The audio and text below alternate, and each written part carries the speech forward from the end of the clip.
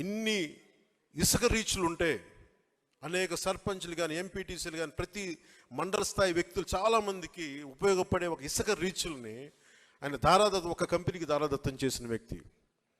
ఒక కంపెనీకి దారాదత్తం చేసిన వ్యక్తి ఈ రోజున క్లాస్ వార్ గురించి మాట్లాడతాడు.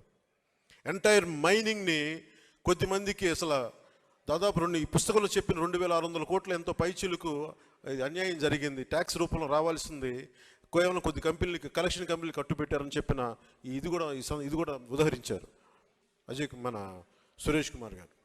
ఇలాంటి కోకలలు. సో క్లాస్ వార్ గురించి ముఖ్యమంత్రి జగన్కి చాలా బలమైన పాఠం భవిష్యత్తులో తీసుకుంటాం. జగన్ మర్చిపోకు. ఏ అమరావతినైతే, ఏ ప్రజలనైతే, ఏ ఆంధ్రప్రదేశ్ ప్రజలనైతే మీరు హింసించారో, ఏ ప్రజలనైతే మీరు విధ్వంసానికి గురి చేశారో, జీవితాలని చిన్న భిన్నం చేశారో గుర్తుపెట్టుకోండి జగన్.